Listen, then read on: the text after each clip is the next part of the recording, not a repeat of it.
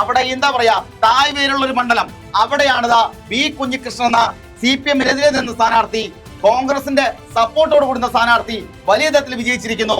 ആ വിജയം ഒരു പക്ഷേ ഇതാണ് വിജയം. അവിടെ പിണറായി വിജയൻ തോറ്റാപ്പോൾ ഇത്ര നാണക്കേടില്ല. അവിടെയാണിതാ വി കുഞ്ഞികൃഷ്ണൻ ജയിച്ചിരിക്കുന്നത്.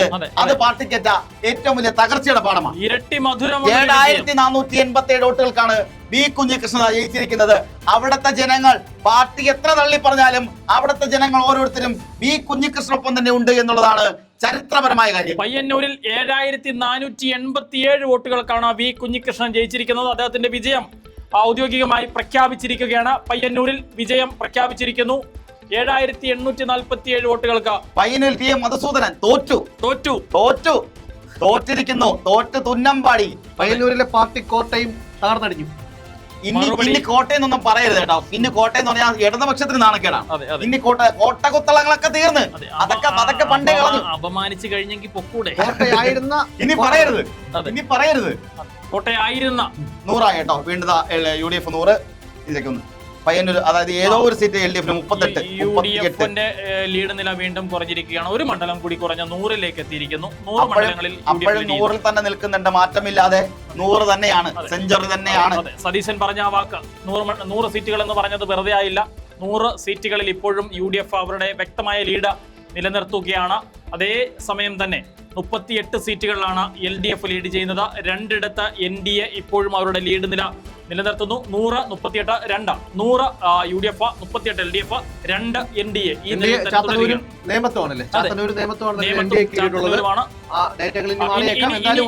ഒരു സീറ്റിൽ BJP ജയിച്ചേക്കാം എന്നുള്ളതാണ് പറയുന്ന കാര്യം. നിയമം അല്ലേ? വൈക്കത്ത് വലിയൊരു അട്ടിമറി നടക്കുന്നുണ്ട് എന്നുള്ളത് കൂടി വരുന്നുണ്ട് കേട്ടോ. വൈക്കത്ത് എന്തോ ഒരു അട്ടിമറി നടക്കുന്നുണ്ട്. അവിടെ UDF സ്ഥാനാർത്ഥി ജയിച്ചു. വൈക്കത്ത് UDF സ്ഥാനാർത്ഥി ജയിച്ചു. UDF അനുകൂല തരംഗത്തിൽ വൈക്കം UDF പിടിച്ചു എന്ന് പറയുന്നുണ്ട്. വൈക്കം UDF പിടിച്ചു എന്ന് പറയുന്നു. അട്ടിമറി വിജയം വൈക്കത്ത് സംഭവിച്ചിരിക്കുന്നു. 2674 വോട്ടുകൾക്ക് ജോസ് കെ മാണി തോറ്റു. മാണി സി കാപ്പൻ 2676 വോട്ടുകൾക്ക് ജയിച്ചു. വീണ്ടും പാല മാണി സി കാപ്പനെ കൈവിട്ടില്ല. മാണി സി കാപ്പൻ പാലായിൽ ജയിച്ചു. ഔദ്യോഗികമായി സ്ഥിരീകരണം വന്നു. പ്രഖ്യാപിച്ചു. പാല പ്രഖ്യാപിച്ചു. 2 പൂർണ്ണമായും കൊഴിഞ്ഞു വീണു. 2 പൂർണ്ണമായും തീർന്നു. ഷോൺ ജോർജ് ചിത്രത്തിലില്ല. ജോസ് കെ മാണി ഇല്ല. ജോസ് കെ മാണി കേരള കോൺഗ്രസ് എമ്മിന് തന്നെ വലിയ പ്രഹരം നേരിട്ട ഒരു തിരഞ്ഞെടുപ്പായി ഈ തിരഞ്ഞെടുപ്പിനെ പറയേണ്ടിയിരിക്കുന്നു. ജോസ് കെ മാണി പാലായിൽ പരാജയപ്പെട്ടിരിക്കുന്നു എന്നുള്ളതാണ് ഏറ്റവും പുതിയ അപ്ഡേറ്റ് ആയി പുറത്തു വരുന്നത്. പാലാ മണ്ഡലത്തിൽ മാണി സി കാപ്പൻ അദ്ദേഹത്തിന്റെ വിജയം ഉറപ്പിച്ചിരിക്കുകയാണ്. ലീഡ് നില 2700 ചില്ലറ വോട്ട്. 2700 ചില്ലറ വോട്ട് എന്ന് പറയുന്നത് നിസ്സാര കാര്യമൊന്നുമല്ല. അവിടെ ശക്തരായ 3 മത്സരാർത്ഥികൾ. ത്രികോണ മത്സരം എന്ന് തന്നെ പറയാമായിരുന്ന ഒരു മത്സരമാണ് പാലായിൽ നടന്നത്. അവിടെ വീണ്ടും മാണി സി കാപ്പൻ അവിടെ താരമായി മാറിയിരിക്കുന്നു. വീണ്ടും ഇത് എന്റെ പാലയാടാ, ഞാൻ വിട്ടു തരില്ല എന്ന് തന്നെ പറഞ്ഞേക്കുവാണ്. ജോസ് കെ മാണിയെ സംബന്ധിച്ചിടത്തോളം അദ്ദേഹത്തിന്റെ രാഷ്ട്രീയ ഭാവിക്ക്, അല്ലെങ്കിൽ കേരള കോൺഗ്രസ് എമ്മിന്റെ രാഷ്ട്രീയ ഭാവിക്ക് തന്നെ വലിയ പ്രശ്നങ്ങൾ സൃഷ്ടിക്കാവുന്ന ഒരു സാഹചര്യമാണ് നിലവിലുള്ളത്. അദ്ദേഹത്തിന്റെ മത്സരിപ്പിച്ച പല സ്ഥാനാർത്ഥികളും പരാജയപ്പെട്ടു പോകുന്ന ഒരു ഘട്ടത്തിലേക്ക്, ആ ഒരു അവസ്ഥയിലേക്ക് കാര്യങ്ങൾ എത്തുകയാണ്. ജോസ് കെ മാണി പാലായി മത്സരിക്കാൻ ആദ്യഘട്ടത്തിൽ തയ്യാറായിരുന്നില്ല. നമ്മൾ മുമ്പ് സൂചിപ്പിച്ചതാണ്. നിഷ മത്സരിക്കുന്നു, ഭാര്യ മത്സരിക്കുന്നു എന്നൊക്കെയാണ് ആദ്യം പറഞ്ഞത്. പക്ഷേ റോഷി അഗസ്റ്റിൻ അദ്ദേഹമാണ് ആദ്യം ഇത്തരത്തിൽ ജോസ് കെ മാണി തന്നെ പാലായിൽ കൊടുങ്ങല്ലൂർ ജയിച്ചേട്ടോ. OJ ജനീഷ് നമ്മൾ നേരത്തെ പറഞ്ഞു. കൊടുങ്ങല്ലൂർ UDF സ്ഥാനാർത്ഥി OJ ജനീഷ് 8308 വോട്ടുകൾക്ക് വിജയിച്ചിരിക്കുകയാണ്. കൊടുങ്ങല്ലൂർ OJ ജനീഷ് UDF സ്ഥാനാർത്ഥിയാണ്. 8308 വോട്ടുകൾക്ക് ജയിച്ചിരിക്കുന്നു എന്നുള്ള പ്രഖ്യാപനം വന്നിരിക്കുകയാണ്. അങ്ങനെ പ്രഖ്യാപനങ്ങൾ ഓരോന്നായി വന്നുകൊണ്ടിരിക്കുന്നു. അപ്പോൾ പരാജയപ്പെട്ട മന്ത്രിമാർ ആരൊക്കെയാണ്, അതൊക്കെയാണ് ഏറ്റവും പ്രധാനപ്പെട്ട കാര്യം. അതൊക്കെയാണ് അറിയേണ്ട കാര്യം, ജനങ്ങൾക്ക് അറിയേണ്ട കാര്യമാണ്. ഇനി അറിയാനൊന്നുമില്ല, ഇനി അറിയാനില്ല. കാര്യം നോക്കിയാൽ മതി. 38, 100, 2. അതെ, ഈ 2 ചിലപ്പോ ഒന്നായി മാറാം എന്നുള്ളതല്ലാതെ മറ്റുള്ള യാതൊരു മാറ്റവും പ്രതീക്ഷിക്കേണ്ട ഉണ്ടാവില്ല. 100 സീറ്റിൽ UDF ഇപ്പോഴും ലീഡ് ചെയ്യുകയാണ്. 38 ഇടത്ത LDF ലീഡ് ചെയ്യുമ്പോൾ 2 മണ്ഡലങ്ങളിൽ ഇപ്പോഴും NDA അവരുടെ ലീഡ് നിലനിർത്തുകയാണ്. ഇതാണ് നിലവിലെ സാഹചര്യം. പല വിജയ പ്രഖ്യാപനങ്ങളും വന്നുകൊണ്ടിരിക്കുകയാണ്. പാലായിൽ മാണി സി കാപ്പൻ വിജയിച്ചു എന്നൊരു പ്രഖ്യാപനം വന്നിരിക്കുകയാണ്. ജോസ് കെ മാണി പരാജയപ്പെട്ടു. ആ ഒരു പ്രഖ്യാപനം ഔദ്യോഗികമായി തെരഞ്ഞെടുപ്പ് കമ്മീഷന്റെ സൈറ്റിൽ നിന്ന് കുഞ്ഞികൃഷ്ണനോട് ജയിച്ചത് 76,640 vote. 76,640 vote Kunhikrishnan. 69,153 vote Madhusoodanan LDF. അവിടെ ഗംഗാധരൻ NDAയുടെ സ്ഥാനാർത്ഥി 8,432 വോട്ട്. അവിടെ കുഞ്ഞികൃഷ്ണൻ്റെത് ചരിത്രപരമായ വിജയമാണ്. ആ വിജയം കേരളം കാത്തിരുന്നതാണ്. വൈക്കത്ത് ഞാൻ പറഞ്ഞ പോലെ അട്ടിമറി വന്നിരിക്കുന്നു. നേരത്തെ ഞാൻ പറഞ്ഞതാണ് വൈക്കത്ത് അട്ടിമറി. പാലായിൽ ജോസ് വീണ്ടും തോറ്റു. വൈക്കത്ത് അവിടെ UDF ജയിച്ചിരിക്കുന്നു. അങ്ങനെ വരുമ്പോഴാ കോട്ടയത്ത് LDF നിഷ്പ്രഭമായിരിക്കുന്നു.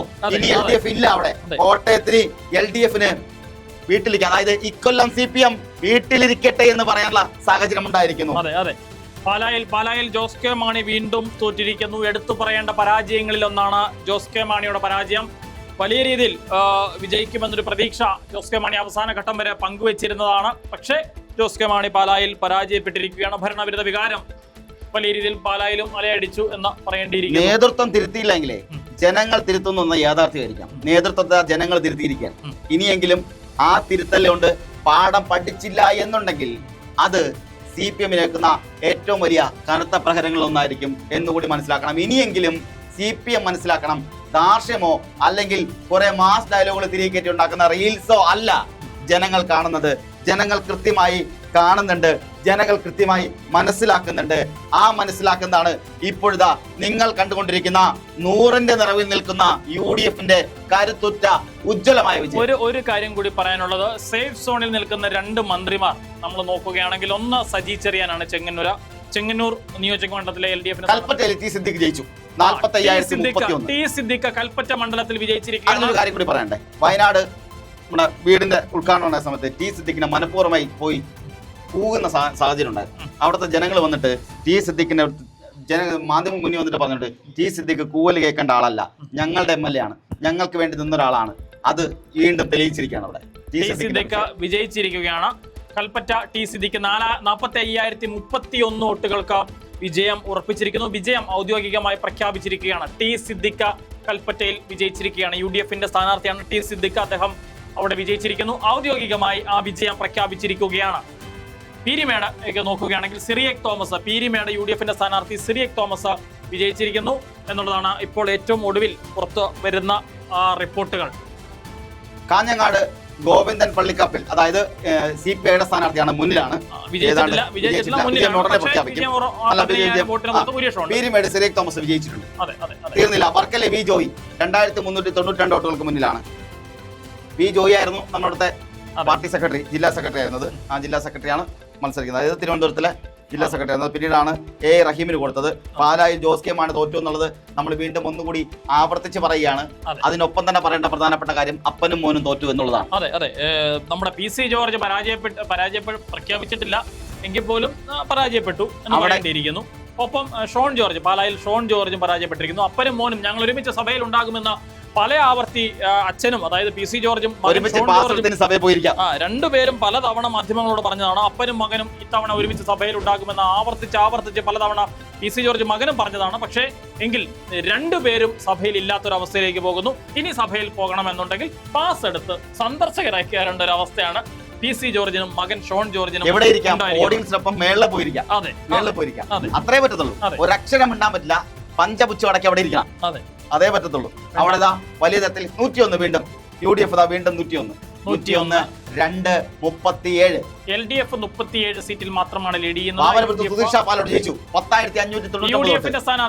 UDF-ന്റെ സ്ഥാനാർത്ഥി സുധീർ ഷാപ്പാലോട് ഡിക്ലറേഷൻ വന്നു തുടങ്ങിയിട്ടുണ്ട്. പാലായുധ മാണി സി കാപ്പന്റെ ഭൂരിപക്ഷം 2074 വോട്ടാണ് കേട്ടോ. എന്നാൽ ജയിച്ചു. അവിടെ പ്രഖ്യാപനം വന്നു.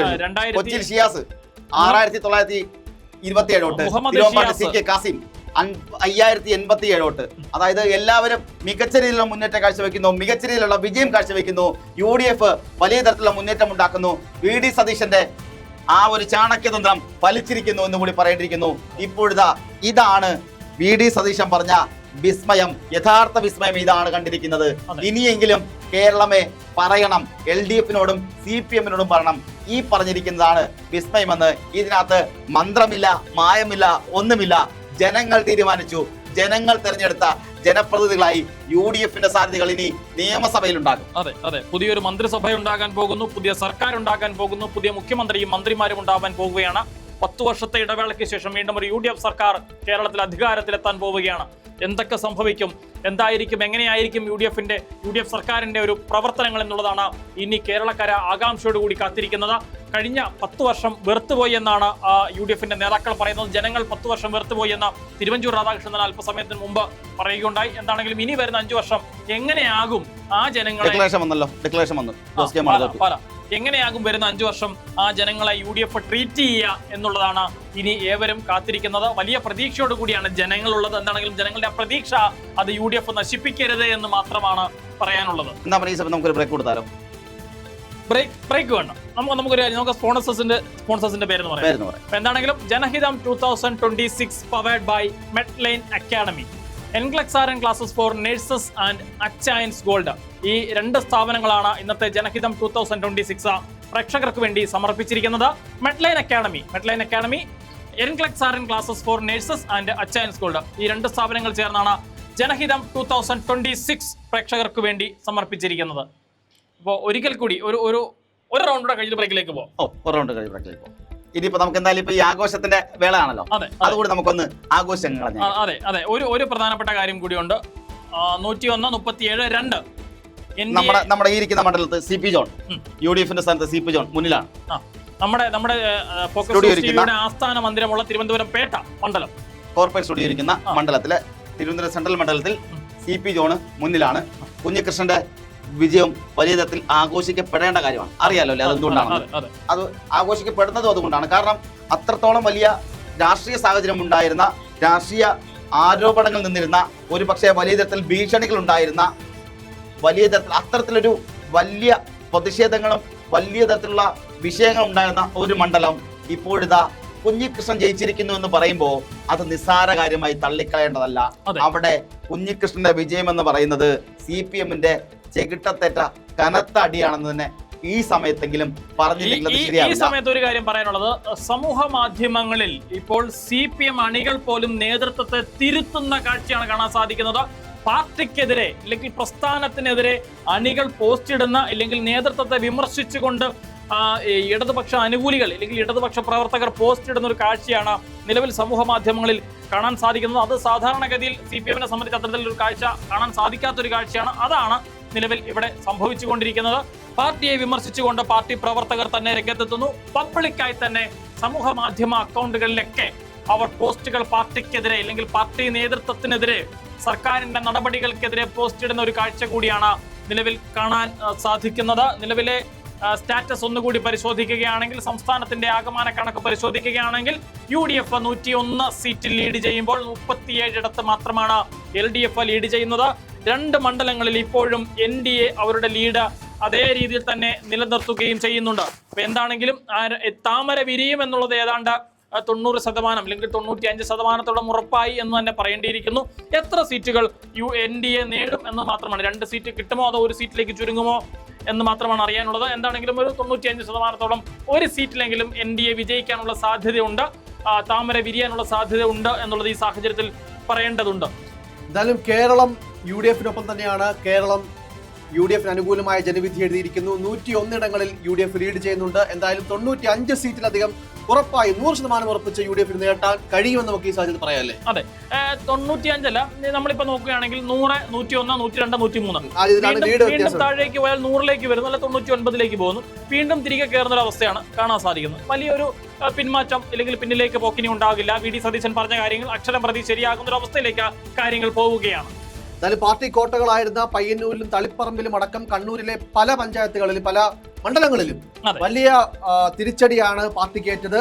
വിമത സ്ഥാനാർത്ഥികൾ പാർട്ടി വിട്ടുപോയവരൊക്കെ വിസ്മയമായി മാറുന്ന കാഴ്ച കണ്ടതാണ്. പയ്യന്നൂരിൽ V കുഞ്ഞികൃഷ്ണൻ 7487 വോട്ടുകൾക്കാണ് ജയിച്ചത് എന്നുള്ളത് വലിയൊരു പൊളിറ്റിക്കൽ സ്റ്റേറ്റ്മെന്റ് ആയി കൂടി വരികയാണ്. പാർട്ടിയുടെ മുഖത്തേറ്റ കനത്ത തിരിച്ചടി കൂടിയാണെന്ന് പറയേണ്ടി വരും. പുതിയൊരു സർക്കാർ ഉണ്ടാകുന്നു, സംസ്ഥാനത്തെ പുതിയൊരു സർക്കാർ ഉണ്ടാകുന്നു, UDF സർക്കാർ ഉണ്ടാകുന്നു. 10 വർഷക്കാലത്തെ ഇടവേളയ്ക്ക് ശേഷം പുതിയൊരു സർക്കാർ സംസ്ഥാനത്ത് ഉണ്ടാവാൻ പോവുകയാണ്. UDF-ന്റെ സർക്കാർ ഉണ്ടാകുന്നു, പുതിയ മുഖ്യമന്ത്രി ഉണ്ടാകുന്നു, പുതിയ മന്ത്രിമാരുണ്ടാവാൻ പോവുകയാണ്. വലിയ പ്രതീക്ഷയോട് കൂടി കേരളത്തിലെ ജനങ്ങൾ കാത്തിരിക്കുകയാണ്. എന്നാൽ തീർച്ചയായിട്ടും UDF അധികാരത്തിൽ വരും എന്നുള്ള കാര്യം 100% ഉറപ്പിച്ചു കഴിഞ്ഞു. ഇനി ആരായിരിക്കും മുഖ്യമന്ത്രി എന്നുള്ള കാര്യമാണ് എല്ലാവരും വളരെ ആകാംക്ഷയോടെ കാണുന്ന ഒരു കാര്യം. കുഴപ്പിക്കല്ലേ. ഇന്ന് വൈകുന്നേരം വരെയെങ്കിലും എങ്ങനെയാണ് ഇങ്ങനെ സന്തോഷത്തോടുകൂടി പൊക്കോട്ടെ. അതിനിടയ്ക്ക് ആവശ്യമില്ലാത്ത സന്തോഷത്തോട് പോകണം. ആവശ്യമില്ലാത്ത ചോദ്യങ്ങൾ അതിനിടയ്ക്ക് സന്തോഷത്തോടു കൂടി പോയി കഴിഞ്ഞാലും അവര് വൈക്കത്തോടു കൂടി പോകണം എന്നാണ് ഞാൻ പറഞ്ഞത്. അതിനിടയിൽ ആവശ്യമില്ലാത്ത ചോദ്യങ്ങൾ ചോദിച്ച് പ്രശ്നം ഉണ്ടാക്കല്ലേ. കുത്തിരിപ്പുണ്ടാക്കാൻ ഞാനല്ല, അവർ തന്നെയാണ് നേരത്തെ കുത്തിരിപ്പുണ്ടാക്കിക്കൊണ്ടിരിക്കുന്നത്. ഇപ്പൊ നമ്മളിപ്പം നല്ലൊരു സമാധാനത്തിന്റെ പാതയിൽ പോകാം അല്ലേ. നിലവിൽ എല്ലാ നേതാക്കന്മാരും ഈ പറഞ്ഞ പോലെ മുഖ്യമന്ത്രി സ്ഥാനത്തേക്ക് നിൽക്കുന്ന എല്ലാവരും കെട്ടിപ്പിടിച്ച് നിൽക്കുന്ന ഓരോ ദൃശ്യങ്ങളൊക്കെയാണ് നമുക്ക് കാണാനായിട്ട് സാധിക്കുന്നത്. വോട്ട് എന്നുള്ളതാണ് നമ്മുടെ ആഗ്രഹം. ആ ഒരു മര്യാദകൾ പാലിച്ചുകൊണ്ട് ഈ തർക്കത്തിന്റെ സീമകളൊന്നും ലംഘിക്കാതെ ആരാകണം മുഖ്യമന്ത്രി എന്നുള്ളത് ഐക്യത്തോടു കൂടി എല്ലാ മുന്നണികളിലെയും പാർട്ടിയിലെ ഘടകകക്ഷികളിലെ അടക്കം വലിയ സപ്പോർട്ട് കൂടി തന്നെ ഐക്യകണ്ഠനാണ് തീരുമാനം എടുക്കാൻ സാധിക്കട്ടെ എന്നുള്ളതാണ് നമ്മുടെ വലിയ ആഗ്രഹം. എന്തായാലും വലിയ തിരിച്ചടി കേരളത്തിൽ ഇടതുപക്ഷത്തിന് ഏൽക്കേണ്ടി വന്നിരിക്കുന്നു. 40 എന്നുള്ള സംഖ്യയിലേക്ക് പോലും എത്താൻ സാധിക്കുന്നില്ല. 37 ലീഡ് നില ചുരുങ്ങിയിരിക്കുന്നു.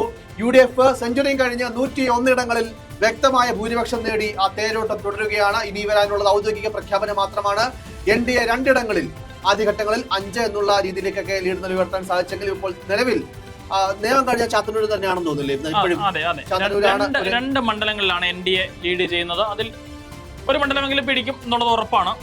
താമര വിരിയും എന്നതിൽ സംശയം വേണ്ട എന്നതാണ് ഈ ഒരു ഘട്ടത്തിൽ പറയാനുള്ളത്. ഇനി എന്തെങ്കിലും മാറ്റം വന്നാലായില്ലേ? വലിയ മാറ്റങ്ങൾക്ക് സാധ്യതയില്ല. പക്ഷേ ഇല്ല അന്ന് തന്നെ അവസാന ലാപ്പിലേക്ക് വോട്ടെണ്ണൽ കടക്കുമ്പോൾ ഏറെക്കുറെ ചിത്രം പൂർണ്ണമായും, ഏറെക്കുറെ എന്നല്ല സമ്പൂർണ്ണമായും വ്യക്തമാണ്. ഇനി കൗണ്ടുകൾ മാത്രം വരാനുള്ള സമയം 2 മണി കഴിഞ്ഞ് 2 മിനിറ്റ് പിന്നിട്ടിരിക്കുകയാണ്. 2 മണിയും 2 മിനിറ്റും പിന്നിട്ടിരിക്കുകയാണ്. വോട്ടെണ്ണൽ അതിന്റെ അവസാന ഘട്ടത്തിലേക്ക് എത്തുകയാണ്. എന്താകും സംഭവിക്കുക എന്നുള്ളത് ഏകദേശം വ്യക്തമായി കഴിഞ്ഞു. ഇനി വിജയം പ്രഖ്യാപിക്കാൻ മാത്രമാണുള്ളത്. വിജയം പ്രഖ്യാപിക്കുമ്പോൾ ഏതൊക്കെ മന്ത്രിമാർ പരാജയപ്പെട്ടു എന്നുള്ളത് വളരെ പ്രസക്തമായ കാര്യമാണ്. ഏതൊക്കെ മന്ത്രിമാരാണ് പരാജയപ്പെട്ടു പോയത് എന്നുള്ളത് കൂടി നോക്കേണ്ടതുണ്ട്, പരിശോധിക്കേണ്ടതുണ്ട്.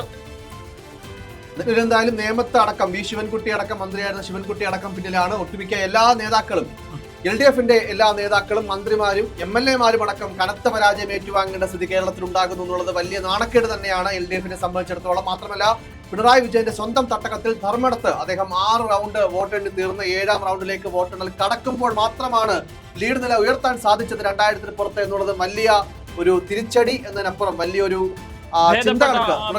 പരിക്കുകളില്ലാത്ത ഭേദപ്പെട്ട രീതിയിൽ പോകുന്ന ഒരു മന്ത്രി സജി ചെറിയാനാണ്. ചെങ്ങന്നൂരിൽ 8000-ലധികം വോട്ടുകളാണ് സജി ചെറിയാൻ ഇപ്പോഴും ഉള്ളത്. അദ്ദേഹം വലിയ പരിക്കുകളില്ലാതെ ജനങ്ങൾക്കിടയിൽ സ്വീകാര്യനായ ഒരു മന്ത്രി, അല്ലെങ്കിൽ നാട്ടുകാർക്ക് പ്രിയപ്പെട്ട ഒരു MLA എന്നുള്ള രീതിയിൽ അദ്ദേഹം ഇപ്പോഴും അവിടെ നിൽക്കുന്നുണ്ട്. വട്ടിയൂർക്കാവിൽ അതുപോലെ VK പ്രശാന്ത് ഇപ്പോഴും ചെറിയ ലീഡ് നിലയാണ് എങ്കിൽ പോലും പ്രശാന്തിന്റെ ലീഡ് പറയാൻ പറ്റാത്ത ലീഡ് അല്ല. 121 എന്നുള്ള ഒരു ചെറിയ സംഖ്യയിലാണ് മുന്നിട്ട് നിൽക്കുന്നത്. എന്ത് സംഭവിക്കാം നിലവിൽ ലഭിക്കുന്ന വിവരങ്ങൾ അല്ലെങ്കിൽ ഡേറ്റാസ് അനുസരിച്ചാണെങ്കിൽ 121 വോട്ടിന് VK പ്രശാന്ത് വട്ടിയൂർക്കാവിൽ ലീഡ് ചെയ്യുന്നു എന്നുള്ളതാണ് ഏറ്റവും പ്രധാനപ്പെട്ട കാര്യം. എന്ത് സംഭവിക്കാം, വരുന്ന നിമിഷങ്ങൾ എന്ത് സംഭവിക്കാം എന്നറിയില്ല. നേമത്തെ കാര്യം നോക്കുകയാണെങ്കിൽ 2151 വോട്ടിനാണ് NDA സ്ഥാനാർത്ഥിയായിട്ടുള്ള രാജീവ് ചന്ദ്രശേഖർ ലീഡ് ചെയ്യുന്നത്. അതെ, 2151 വോട്ടിന് NDA സ്ഥാനാർത്ഥി നേമത്ത് രാജീവ് ചന്ദ്രശേഖർ ലീഡ് ചെയ്യുന്നു. എന്തായാലും കേരളത്തിൽ അങ്ങോളം ഇങ്ങോളം വീശിയടിക്കുന്നത് UDF തരംഗമാണെന്നുള്ളതല്ല, UDF കൊടുങ്കാറ്റാണെന്ന് പറയേണ്ടി വരും. കാര്യം LDFന്റെ ഇത്ര പരിതാപകരമായ ഒരു അവസ്ഥ ഒരു മാധ്യമങ്ങളും അല്ലെങ്കിൽ ഈ പറഞ്ഞ പോലെ തന്നെ എക്സിറ്റ് പോളുകൾ ഇത്രയേറെ ഫലം കാണുമോ എന്നുള്ളത് വലിയൊരു ചോദ്യമായിരുന്നു. പക്ഷേ ഭേദപ്പെട്ട പരിക്കുകളോട് കൂടി പോലും മുന്നേറാൻ LDFന് സാധിച്ചില്ല എന്നുള്ളതാണ്. വലിയ പരിക്കുകൾ തന്നെ ഏറ്റുവാങ്ങേണ്ടി വന്നു, വലിയ തോൽവി തന്നെ ഏറ്റുവാങ്ങേണ്ടി വരുന്നു എന്നുള്ളതാണ് ഏറ്റവും സങ്കടകരമായ കാര്യം. ചെങ്ങന്നൂർ സ്ഥിതി ഒഴിച്ചു കഴിഞ്ഞാൽ, സജി ചെറിയാന്റെ കാര്യം മാറ്റി നിർത്തി കഴിഞ്ഞാൽ ബാക്കി എല്ലായിടത്തും മുഹമ്മദ് റിയാസ് പാർട്ടി പ്രൊഡിക്ട് ചെയ്ത ലീഡ് നില ഉയർത്താൻ സാധിച്ചില്ല എന്നുള്ള കാര്യം കൂടിയുണ്ട്. അതെ, ഈ രണ്ടുപേരുടെ കാര്യം ചിത്രങ്ങൾ മാറ്റി നിർത്തി കഴിഞ്ഞാൽ വലിയ രീതിയിലുള്ള ഒരു സമ്പൂർണ്ണ പരാജയത്തിലേക്ക്. വട്ടിയൂർക്കാവിൽ കെ മുരളീധരൻ മുന്നിലാണ് എന്നൊരു 29 വോട്ടുകൾക്കാണ്, പക്ഷേ മുന്നിലാണ്. അതെ, വെറും 29 വോട്ടുകൾക്കാണ് കെ മുരളീധരൻ വട്ടിയൂർക്കാവിൽ UDF സ്ഥാനാർത്ഥി മുന്നിലുള്ളത്. 29 വോട്ടുകൾ മാത്രമാണ് നിലവിൽ അദ്ദേഹത്തിന്റെ ലീഡ് എന്ന് പറയുന്നത്. തിരുവനന്തപുരം തലസ്ഥാനത്ത് വലിയ ടൈറ്റ് കോമ്പറ്റീഷൻ ആണ് പലയിടത്തും. വട്ടിയൂർക്കാവ് അതേപോലെ തന്നെ നേമത്ത് തലസ്ഥാനം നമ്മൾ നോക്കുകയാണെങ്കിൽ പല മണ്ഡലങ്ങളും ഇഞ്ചോടി പോരാട്ടമാണ്. തലസ്ഥാനത്ത് പല മണ്ഡലങ്ങളിലും ഇഞ്ചോടിഞ്ചാണെങ്കിൽ പോലും CP ജോണിന് വലിയ ലീഡ് നില മുന്നേറ്റം ഇതുവരെ കാഴ്ചവെക്കാൻ സാധിച്ചിട്ടില്ല. ഇല്ല, ഒരു ഫോട്ടോ ഫിനിഷിംഗിലേക്ക് തിരുവനന്തപുരം മണ്ഡലത്തിലെ പല മണ്ഡലങ്ങളും പോകുന്നൊരു അവസ്ഥയാണുള്ളത്.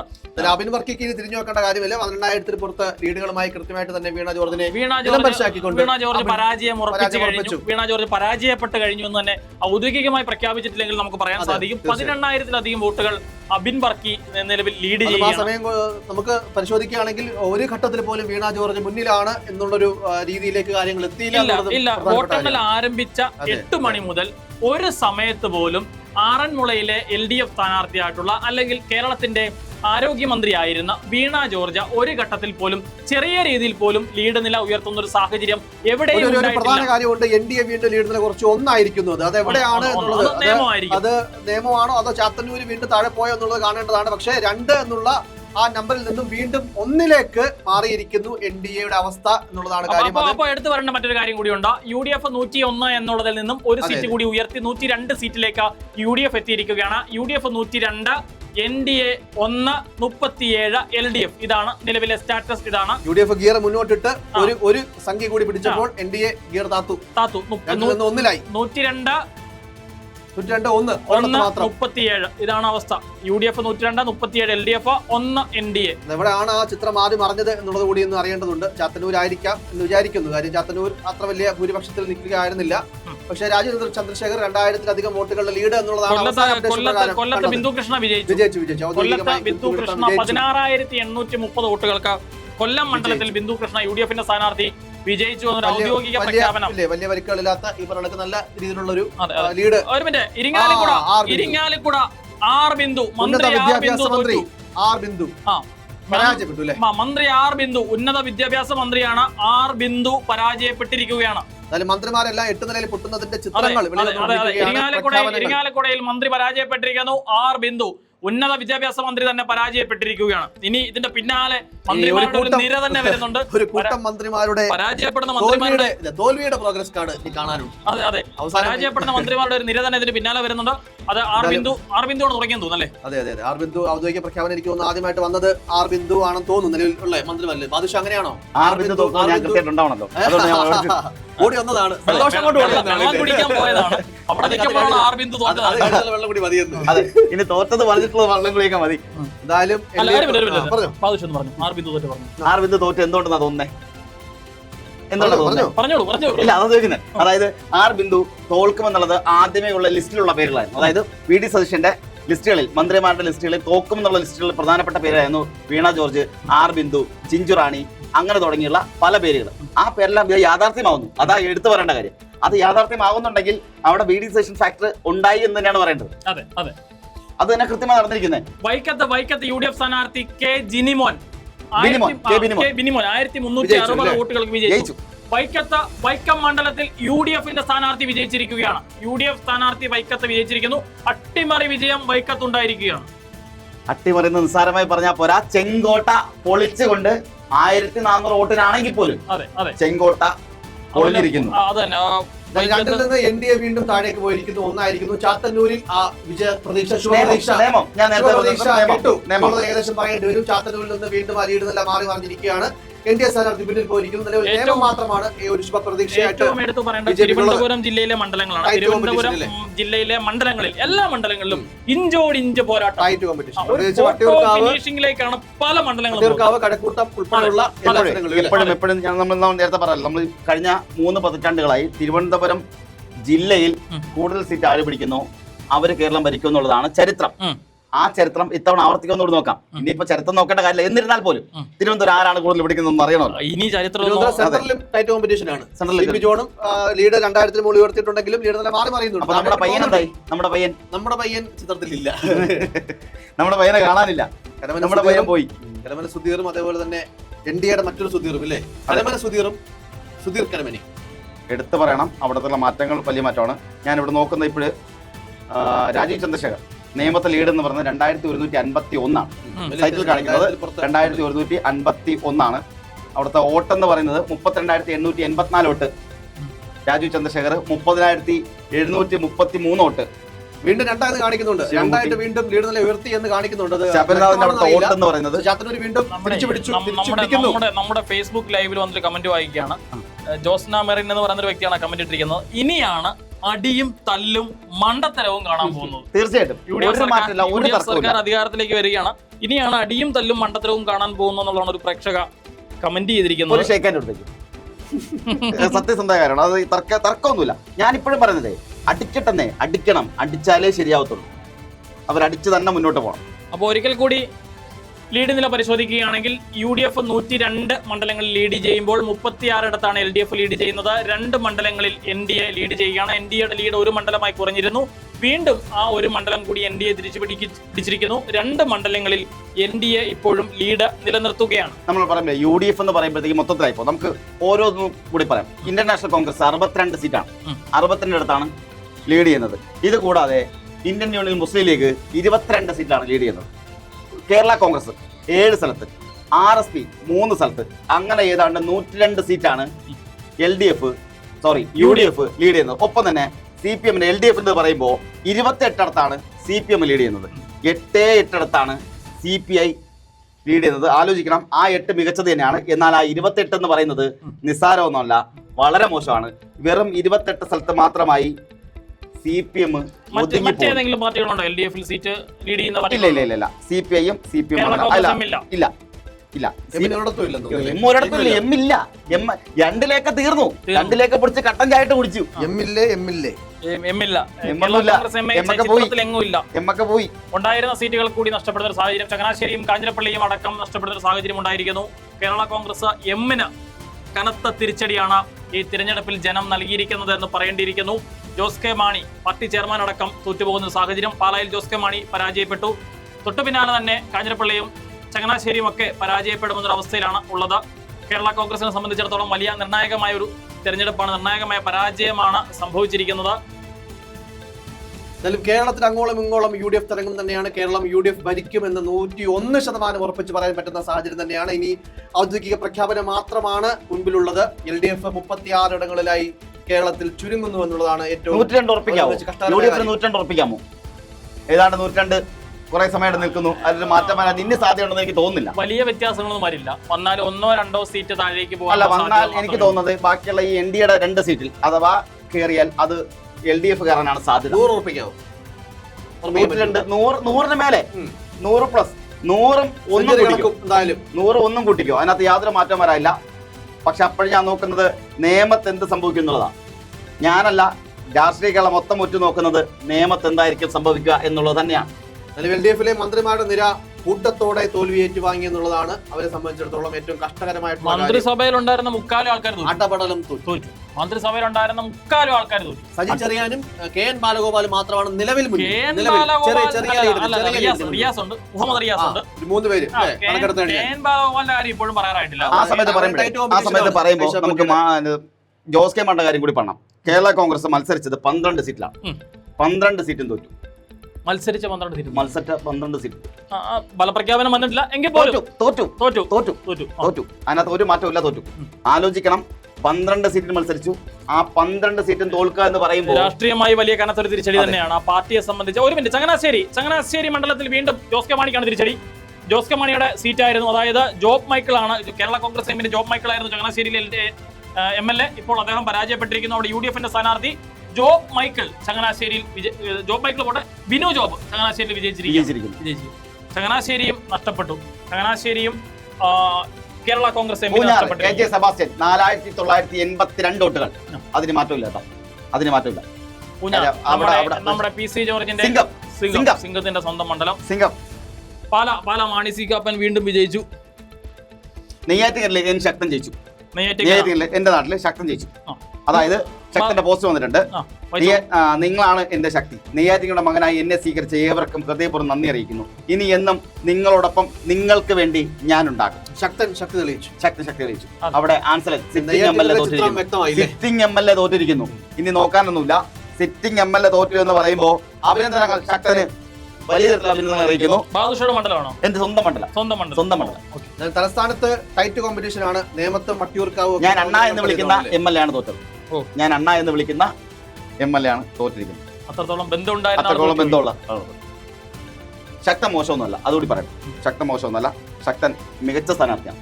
എന്താണെങ്കിലും ആ നിലയിൽ വലിയ മാറ്റമൊന്നും കഴിഞ്ഞ കുറെ സമയങ്ങളായി സംഭവിക്കുന്നില്ല. 102 UDF, 36 LDF, 2 NDA അത് അതേ രീതിയിൽ തന്നെ തുടരുകയാണ്. 102, 36, 2 ഇതിൽ വലിയ മാറ്റങ്ങളൊന്നും ശക്തനെ കുറിച്ച് പറയുമ്പോൾ ഒരു കാര്യം, ശക്തനാണെന്ന് പറയുമ്പോൾ തന്നെ ഒരു മന്ത്രിസഭാ കാലയളവിൽ പ്രോടൈം സ്പീക്കറായിരുന്നു, ഡെപ്യൂട്ടി സ്പീക്കറായിരുന്നു, ഒപ്പം സ്പീക്കറുമായിരുന്നു. ഇതൊന്നും കൂടാതെ മന്ത്രിയായിരുന്നു.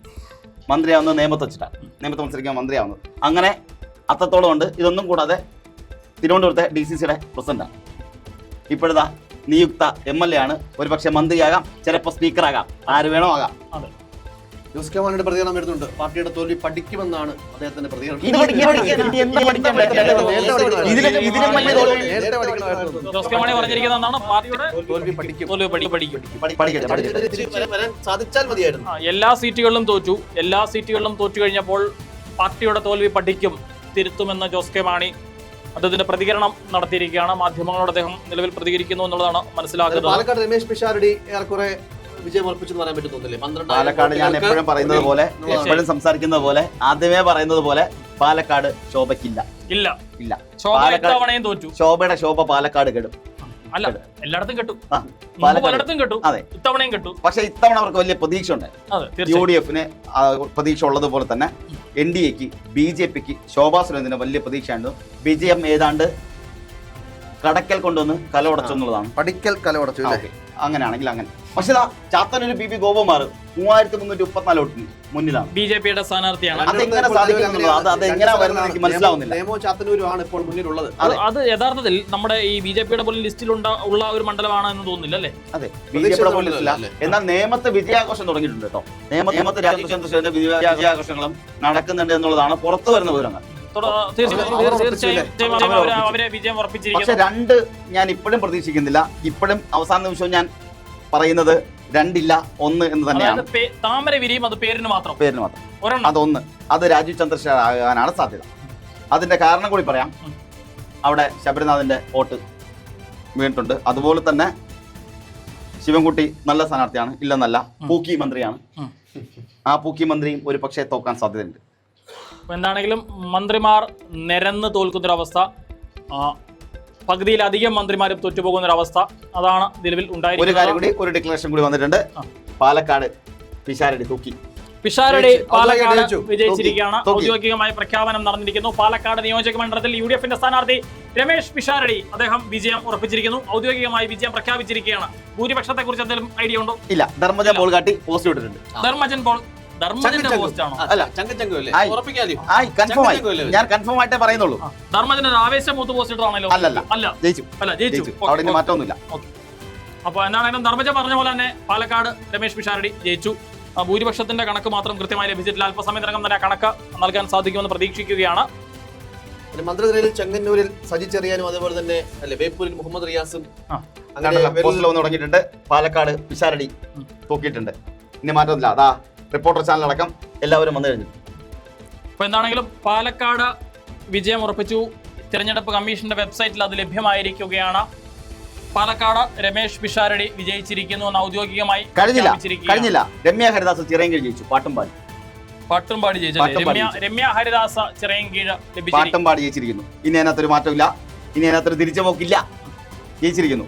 രമ്യ ഹരിദാസ് ജയിച്ചു. വീണ്ടും ഒരു ചെറിയ കാര്യമുള്ളത്, 101 UDFന്റെ ലീഡ് നില കുറഞ്ഞിരിക്കുകയാണ്. 102 അല്പസമയം. സെൻട്രൽ CP ജോൺ ജയിച്ചു. 2587 നമ്മുടെ മണ്ഡലം, നമ്മുടെ സ്റ്റുഡിയോ ഇരിക്കുന്ന മണ്ഡലം CP ജോണിന്റെ കപ്പൽ കരകയറി. ആ കപ്പൽ മുങ്ങിയില്ല. ഫോക്കസ് ന്യൂസ് TVയുടെ ആസ്ഥാന മന്ദിരം ഇരിക്കുന്ന സ്റ്റുഡിയോ ഫ്ലോർ ഉള്ള മണ്ഡലം, നിയുക്ത മന്ത്രിക്കും ഫോക്കസ് ന്യൂസ് TVയുടെ അഭിനന്ദനങ്ങൾ. അദ്ദേഹം വിജയിച്ചിരിക്കുകയാണ്.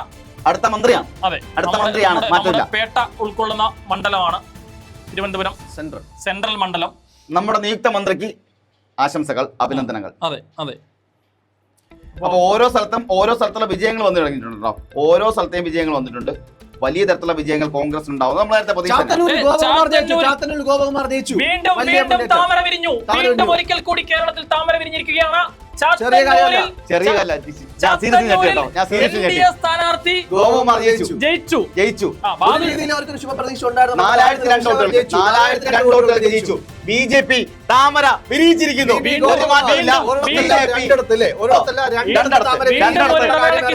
വീണ്ടും ഒരു ഇടവേളയ്ക്ക് ശേഷം സംസ്ഥാനത്ത് താമര വിരിഞ്ഞിരിക്കുകയാണ്. അട്ടിമറി വിജയം, യാതൊരു മാറ്റമില്ല. അട്ടിമറി വിജയം. ഔദ്യോഗിക പ്രഖ്യാപനം വന്നിട്ടില്ല. പക്ഷേ BB ഗോപകുമാർ ചാത്തന്നൂരിൽ ജയിച്ചു. NDAയുടെ ആദ്യ വിജയം കേരളത്തിൽ, ഈ തെരഞ്ഞെടുപ്പിൽ NDAയുടെ ആദ്യ വിജയം ചാത്തന്നൂരിൽ. എല്ലാ പ്രഡിക്ഷനും തെറ്റിച്ചോണ്ട്, എല്ലാ കണക്കൂട്ടലും തെറ്റിച്ചോണ്ട് ചാത്തന്നൂര് BJP ജയിച്ചിരിക്കുന്നു. അതും ആരും പ്രതീക്ഷിക്കാത്ത, ഒരാളും ചിന്തിക്കാത്ത വിജയം. ഒരാൾ പോലും ഈ വിജയം പറഞ്ഞിട്ടില്ല. ഒരാൾ പോലും ബിജെപിയുടെ കണക്ക് കൂട്ടലുകളിൽ പോലും ഇല്ലാത്ത മണ്ഡലം.